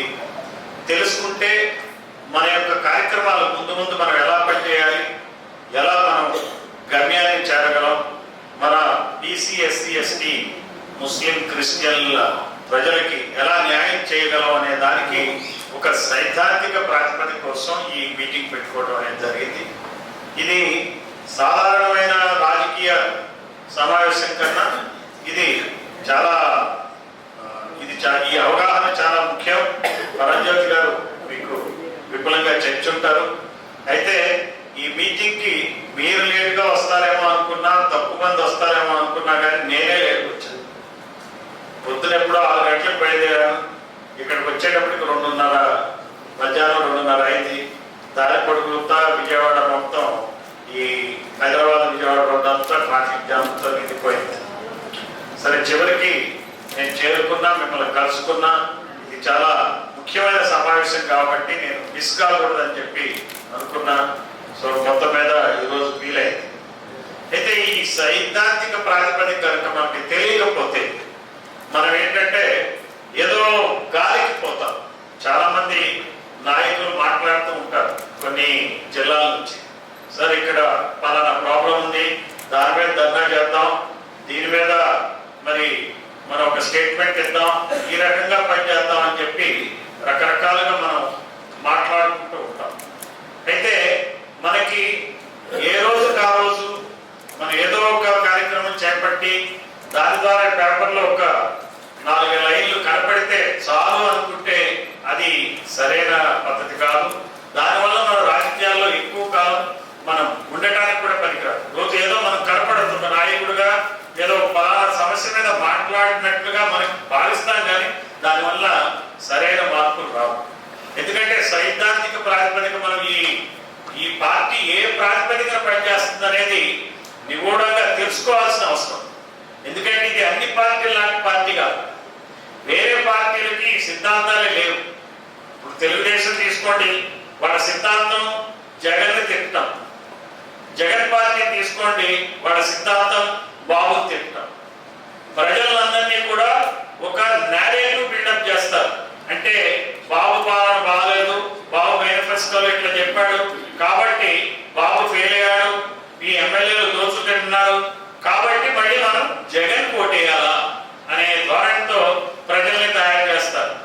అలానే జగన్ అధికారంలో ఉన్నప్పుడు జగన్ పాలన బాగలేదు, బాబు వస్తే మంచి చేస్తాడని చెప్పి బాబు వైపు దారి మళ్ళిస్తారు. అంటే ఇక్కడ సిద్ధాంతాలు ఏం లేవు. ఇక్కడ ఈ శక్తులు ఏవైతే మనల్ని దోచుకునే శక్తులు ఉన్నాయో ఆ దోచుకునే శక్తులు రెండు క్రిమినల్ గ్యాంగ్స్ లాగా పనిచేస్తూ ఉంటాయి. అంటే రెండు దోపిడీ చేసుకుంటూ ఉంటాయి. మనల్ని దోపిడీ చేసుకోవడానికి ఒక నేరేటివ్ ని బిల్డప్ చేస్తారు, ఒక ప్రాంతీయవాదం చేస్తారు, లేకపోతే ఈ నదీ జలాల విషయాలు తెస్తారు, లేకపోతే ఏదో ఒక కార్యక్రమం, ఏదో ఒక అంశం మీద మనం దారి మళ్ళిస్తారు. సో అందువల్ల ప్రాంతీయ తత్వం తేవచ్చు, లేకపోతే మరి హిందూ మతవాదం తేవచ్చు, ఏదైనా తేవచ్చు. కానీ తేవడానికి గల కారణం ఏంటంటే వాళ్ళు వాళ్ళ యొక్క ఆస్తుల్ని పెంచుకోవటానికి, వాళ్ళ పాలనని పెంచుకోవటానికి, వాళ్ళ అధికారం కోసం చేస్తారు, మన కోసం చేయరు. మనల్ని అందరినీ అటువైపు మళ్ళిస్తారు. ఇది అందుకని చెప్పి మన సమస్యలు అట్లానే ఉన్నాయి అనేది కూడా మనం గమనించాలి. మన సమస్యలు ఏమున్నాయి? ఈరోజు దళిత క్రిస్టియన్ సమస్యలు ఏనాటి నుంచో అలాగే ఉన్నాయి. ఇదే జగన్ సీఎం అయ్యాడు, వాళ్ళ నాయకుడు కూడా సీఎం అయ్యాడు, కాంగ్రెస్ ఎన్నో సంవత్సరాలు పనిచేసింది, అలాగే టీడీపీ కూడా ఎన్నో సంవత్సరాలు పనిచేసింది. మరి దళిత క్రిస్టియన్లు ఈ పార్టీలు కోర్టులు వేశారు కానీ సమస్య తీరల. అలానే ముస్లిం సమస్యలు అట్లానే ఉన్నాయి. ముస్లింలకి ఏ సమస్యలు అయితే ఉన్నాయో స్వాతంత్రం ముందు నుంచి, స్వాతంత్రం వచ్చే దగ్గర నుంచి కూడా సమస్యలు ఏవైతే ఉన్నాయో అట్లానే ఉన్నాయి. ముస్లింలు కూడా ఓట్లు వేసుకుంటేనే పోయారు, ఆ పార్టీకో ఈ పార్టీకో. అలానే బీసీలు కూడా అలానే పార్టీలు ఓట్లు వేసుకుంటూనే వెళ్ళాయి. ఎక్కడ కూడా ఏం ఆపలా. టీడీపీ మా పార్టీ అనుకుని బీసీలు ఓనప్ చేసి వేసుకున్నప్పటికీ కూడా చేనేతల సమస్య అట్లానే ఉంది, వృత్తి పని వాళ్ళ సమస్య అట్లానే ఉంది. నాయి బ్రాహ్మణులు కాదు, కుమ్మర్లు కాదు, రజకులు కాదు, ఎవరి సమస్యలు వాళ్ళకి అలానే ఉన్నాయి. సో సమస్యలు ఎప్పుడు తీరట్లా.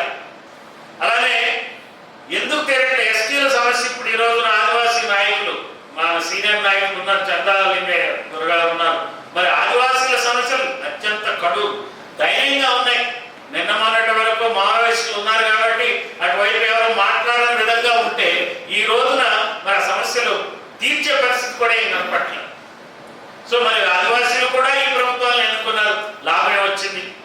కొన్ని కులాలు మరి చూస్తే మన ఎరుకల అనాథులు ఉన్నారు, మైదాన ప్రాంత గిరిజనులు, మరి అక్కడ ఇంతవరకు ఒక ఎమ్మెల్యే కూడా అసెంబ్లీలో ఎంటర్ కాని పరిస్థితి. వాళ్ళ సమస్యలు పరిష్కరించేవాళ్ళే లేరు, పట్టించుకునేవాళ్ళే లేరు. అంటే మన సమస్యలు మనకు అట్లానే ఉన్నాయి, కానీ వాళ్ళు రాజ్యాధికారాన్ని చలాయిస్తూ ఉన్నారు ఆ పార్టీలను. ఇది గమనించాలి. ఎందుకు జరుగుతుంది? ఇది ఈనాడు కాదు, ఇది గుర్తించింది ఎప్పుడో. ఈ కులపరమైనటువంటి వివక్ష ఏనాటి నుంచో ఉందని చెప్పి మనకి ఎప్పటి నుంచో గుర్తించారు. కాంశీరామ్ నాయకత్వంలో బహుజన్ సమాజ్ పార్టీ వచ్చి ఈ విషయాలన్నింటినీ కూడా దేశవ్యాప్తంగా చెప్పడానికి ప్రయత్నించింది పార్టీ. బహుజన్ సమాజ్ పార్టీ ఎక్కడ మహాపురుషులందరినీ వెలికి తీసి, జ్యోతిబాపులే 1848లోనే ఆయన ఏం చేశాడు, ఆయన పేరు విన్నావా, మనం ఎవరైనా కనుక్కున్నావా, ఆయన ఎవరైనా తెలుసుకున్నావా, అది తెలియజెప్పిన వ్యక్తి కాంశీరామ్ గారు. సో ఎప్పుడైతే మనకి మొదటి స్వాతంత్ర సమరం అని ఏం చెప్తాం మనం? సిపాయిల తిరుగుబాటు చెప్తాం 1857. కానీ 1857 ఎవరి స్వాతంత్ర్యం కోసం జరిగింది? అప్పుడు ఉన్నటువంటి రాజులు బ్రిటిష్ వాళ్ళని ఎదిరించడానికి పనికొచ్చింది, కానీ ప్రజల కోసం చేసింది కాదు. తాత్యాతోపే కాదు, కానీ మరి ఝాన్సీ లక్ష్మీబాయి కానీ వాళ్ళ వీర చరిత్రలు మనం చదువుతాం, వీరనారి ఝాన్సీ లక్ష్మీబాయి అంటాం. అయితే మన వర్గాల గురించి బీసీ, ఎస్సీ, ఎస్టీ, ముస్లిం, క్రిస్టియన్ వర్గాల గురించి పోరాటం చేసింది ఎవరయ్యా అంటే మొట్టమొదటిగా 1848లో జ్యోతిబా పూలే, సావిత్రిబాయి పూలే, ఫాతిమా షేక్, వీళ్ళందరూ చేశారు. వీళ్ళ గురించి ఎవరికి తెలుసు? మనం ఎక్కడ చెప్పుకుంటున్నాం? ఈ సైద్ధాంతిక ప్రాతిపదిక కనుక మనం అక్కడి నుంచి చదువుకోకపోతే విషయాలు తెలుసుకో, మన సమాజానికి మన హీరోల గురించి తెలియదు. మనం వీళ్ళని హీరోలు అనుకుంటున్నాం. Chandrababu hero, Jagan hero, Pawan Kalyan hero, Chiranjeevi hero, Balakrishna hero, వాళ్ళు కాదు హీరోలు. అసలు హీరోలు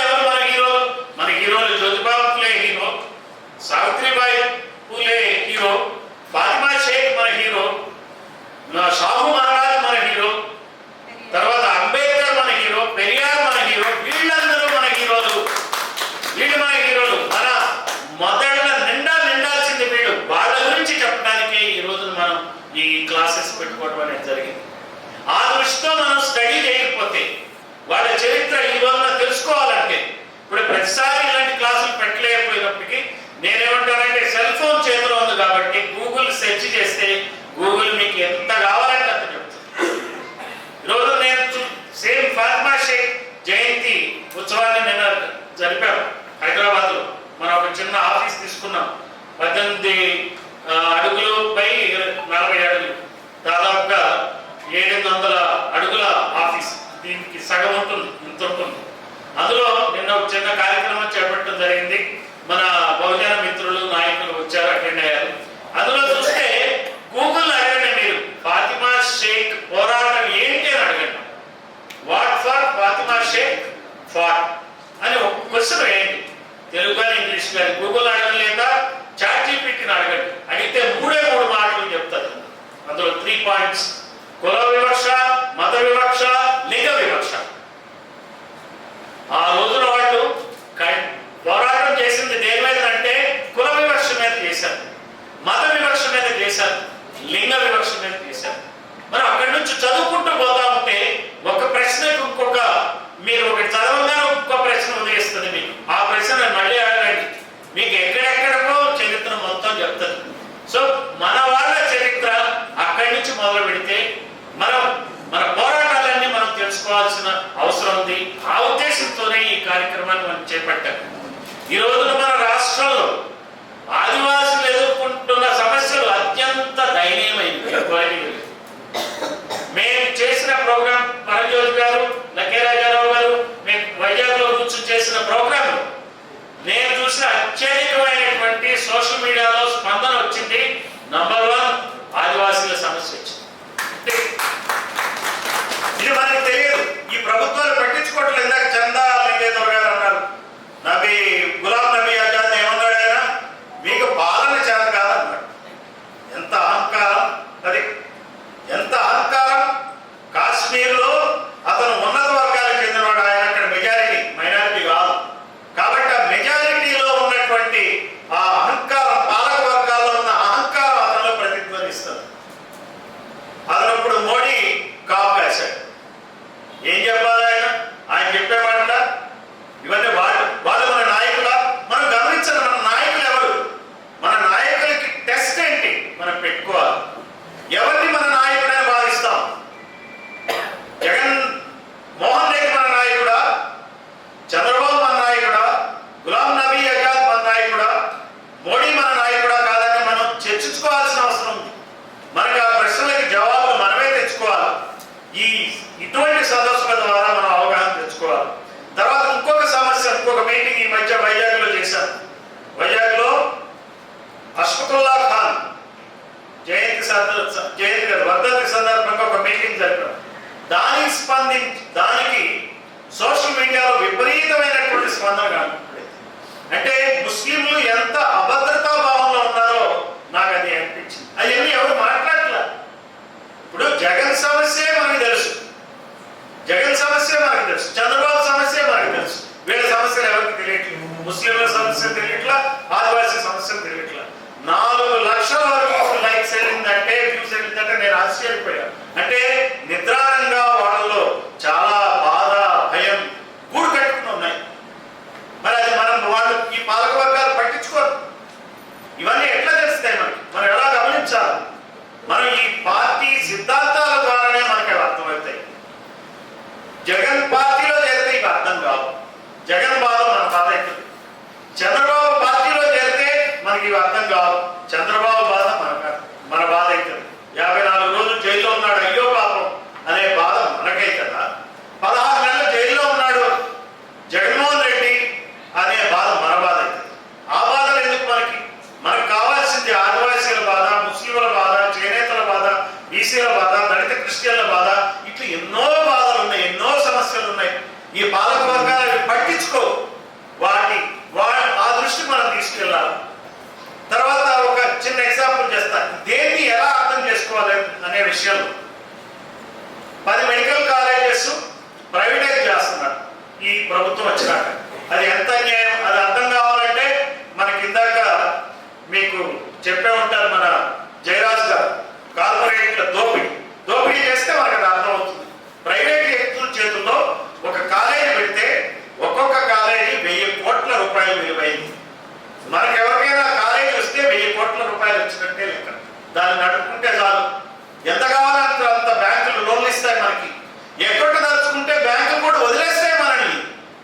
సుబ్రహ్మణ్యం గారు ఉన్నాడు, వైజాగ్ లో ఎంపీగా చేశాడు.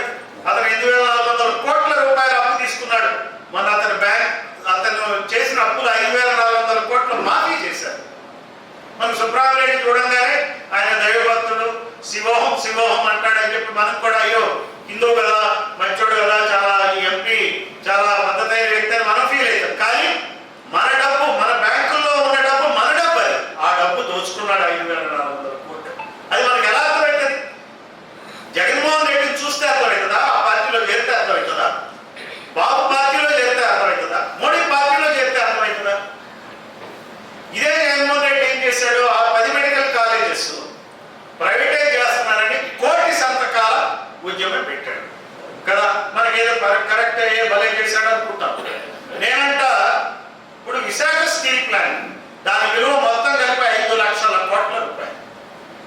ఇది 10 మెడికల్ కాలేజీలు 10,000 కోట్ల రూపాయలు. అది 5 లక్షల కోట్ల రూపాయలు. 27,000 ఎకరాల భూమి. దాన్ని ప్రైవేట్ పరం చేస్తున్నాడు. మరి దానికి 1 కోటి సంతకాల ఉద్యమం చేసినప్పుడు దీనికి 3 కోటి సంతకాల ఉద్యమం చేయాలా వద్దా చెప్పండి జగన్మోహన్ రెడ్డి? దీనికి 3 కోటి సంతకాల ఉద్యమం చేయాలా చేద్దా? ఈ అవగాహన ఎట్లొస్తుంది చెప్పండి? చంద్రబాబు పార్టీలో ఉంటే వస్తుందా? జగన్మోహన్ రెడ్డి పార్టీలో ఉంటే వస్తుందా? మోడీ పార్టీలో ఉంటే వస్తుందా చెప్పండి? ఎలా వస్తుంది చెప్పండి? ఈ అవగాహన ఎట్లా మనం పెంచుకోవాలి? ఇప్పుడు బీసీలకు అన్యాయం జరుగుతుంది. బీసీలకు అన్యాయం చేసేది ఎవరు చెప్పండి? ఈ రాష్ట్రంలో ఎస్ఏం చేస్తున్నారా? ముస్లింలు చేస్తున్నారా? ఆదివాసీలు చేస్తున్నారా? ఎరుకల అనాథులు చేస్తున్నారా? చెప్పండి నాకు, ఎవరు చేస్తున్నారు? కమ్మారెడ్డి చేస్తున్నారు కదా. ఈ అవగాహన ఎట్లా వస్తుంది? కమ్మారెడ్డి పార్టీలో ఉంటే వస్తుంది అవగాహన. ఇది మనకు అర్థం కావాల్సింది. సిద్ధాంతాలు అంటే ఇవి.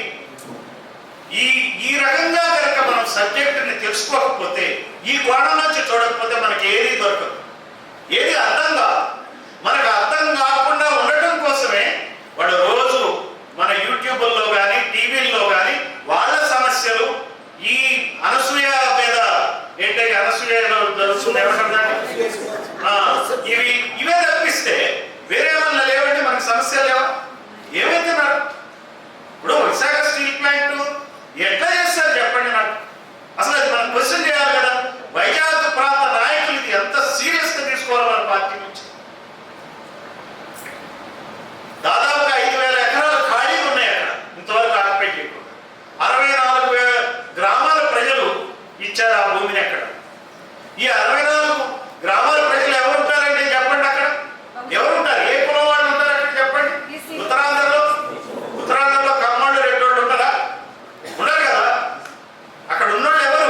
పేదలే. పేదలు ఎవరు? బీసీలు, ఎస్సీలు, ఎస్టీలు, వీళ్ళే కదా. మరి వాళ్ళకి పంచమని చెప్పి మనం క్వశ్చన్ చేయాలి కదా. మన వాళ్ళ భూములు పోతున్నాయి కదా. మనం కూడా ఇక్కడ ఆలోచించాల్సింది ఏంటంటే, విశాఖపట్నం మంది కాదు, మనం ఇక్కడ ఉన్నాం, మన సమస్య ఏంటంటే ఇక్కడ చూద్దాం. రాయలసీమ వాడు రాయలసీమ సమస్య, రాయలసీమ వాడికి మంది కాదు. ఈ ధోరణి అలవాటు పట్టడం. అలానే ఈ కులం మంది కాదు, మన కులం, మనం బీసీలం కదా, ఎస్సీల సమస్య మనకేంది పోనీ ఎట్లయితే, ఎస్టీల సమస్యతో మనకేం పని, ఆదివాసీల సమస్యతో మనకేం పని? ఈ రకమైన ఆలోచనతో మనం ఉన్నాం. మన ఆలోచన పక్క వాళ్ళ గురించి మనం ఆలోచించట్లా. మనం బాధపడేదేమో వాళ్ళ గురించి బాధపడుతున్నాం. అయ్యో జగన్మోహన్ రెడ్డి ఓడిపోయాడు, అయ్యో బాబు ఓడిపోతాడు అయ్యో. ఇదే మనకి వాళ్ళ బాధలు మన బాధలు అవుతున్నాయి. కానీ మన పక్క బీసీ, ఎస్సీ, ఎస్టీల, ముస్లింల బాధలు మనం పట్టించుకోవట్లేదు. సో దీని గురించి చెప్పేది ఈ కులపరమైనటువంటి విషయాల మీద అవగాహన చేసేటువంటి పార్టీ ఏది చెప్పండి? బహుజన పార్టీ తప్పిస్తే వేరే చేయరు కదా. వేరే పార్టీలన్నీ ఏం చేస్తారు? మన కులం వాళ్ళని సెల్స్ లో వేస్తారు. అక్కడ టీడీపీలో బీసీ సెల్ ఉంటుంది, ఎస్సీ సెల్ ఉంటుంది, ఎస్టీ సెల్ ఉంటుంది. అలానే వైసీపీలో BC cell, SC cell, ST cell. అలానే బీజేపీలో ఓబీసీ సెల్ ఉంటుంది, ఓబీసీ చైర్మన్ ఒక ఆయన ఉంటాడు దేశవ్యాప్తంగా. మన పార్టీ ఎట్లా? మనదే ఈ పార్టీ. యాక్చువల్ గా మనం సెల్స్ లో వాడనీయాలి. ఈ ఆలోచన ఎట్లా వస్తుంది? ఈ ఆలోచన ఎలా వస్తుంది? మనం ఈ బహుజన సిద్ధాంతంతోనే మనకి ఆలోచన వస్తాయి. చెప్తా, హిందుత్వవాదం అర్థం కావాలంటే మనం బహుజనవాదం నుంచి ఎలా అర్థం చేసుకుంటున్నామో చెప్తాను. హిందువులను అందరినీ ఏకం చేసి గంప కొత్తగా ఓట్లన్నీ కొల్లగొట్టాలని చెప్పి బీజేపీ చూస్తుంది. ఎవరంటారు కాదంటారా? ముస్లింలను బొచ్చిగా చూపిస్తున్నా లేదా చెప్పండి నాకు. ఒక వ్యతిరేకతని తెస్తుంది కదా, ఇది ఎలా అర్థం అవ్వాలి మనకి? నిజమే కదా అనుకుంటాం. అలా ఇన్సిడెంట్లు అవుతున్నాయి, అక్కడ ఏదో బ్లాస్ట్ అయింది, కరెక్టే కదా, వాళ్ళు చేస్తున్నారు కదా, బంగ్లాదేశ్ లో హిందువుల్ని చంపుతున్నారు కదా, ఈ ద్వారా మనం ఆలోచించి మనం ఏమనుకుంటామంటే కరెక్టే కదా అనుకుంటాం. అనటం కదా. ఇది మీకు బహుజన సిద్ధాంతం నుంచి ఎలా అర్థమవుతుందో చెప్తాను. ఇప్పుడు మనకి బీసీలకు అన్యాయం జరుగుతుందా లేదా నాకు చెప్పండి. జరుగుతుందిగా, బీసీలకి, ఎస్సీలకి, ఎస్టీలకి. ఇందులో హిందువులు ఉన్నారా లేదా? బీసీ హిందువులు ఉన్నారా లేదా? ఎస్సీలో హిందువులు ఉన్నారా లేదా? ఎస్టీలో హిందువులు ఉన్నారా లేదా? ఉన్నారు కదా. వీళ్ళకి అన్యాయం చేసే వాళ్ళు ఎవరు? ముస్లింల, క్రిస్టియన్ల, హిందువుల? ఓసీ హిందువులు కదా, కమ్మారెడ్డి హిందువులు కదండి. కమ్మారెడ్డి హిందువులే బీసీ హిందువులకు అన్యాయం చేస్తున్నారు, ముస్లింలు ఏం చేస్తున్నారు అన్యాయం? దీంతో హిందుత్వవాదం కూడా మనకు అర్థమవుతుంది. ఇది మాయ, మనల్ని మాయ చేస్తున్నారు. ఇవన్నీ మనం అర్థం చేసుకోవాలంటే బహుజన సిద్ధాంతం నుంచే అర్థమవుతాయి. ఈ దృష్టితో కనుక మనం ఎడ్యుకేట్ కాకపోతే, ఈ జ్ఞానాన్ని కనుక మనం సంపాదించకపోతే మనకి ఏ సమస్య పట్ల ఒక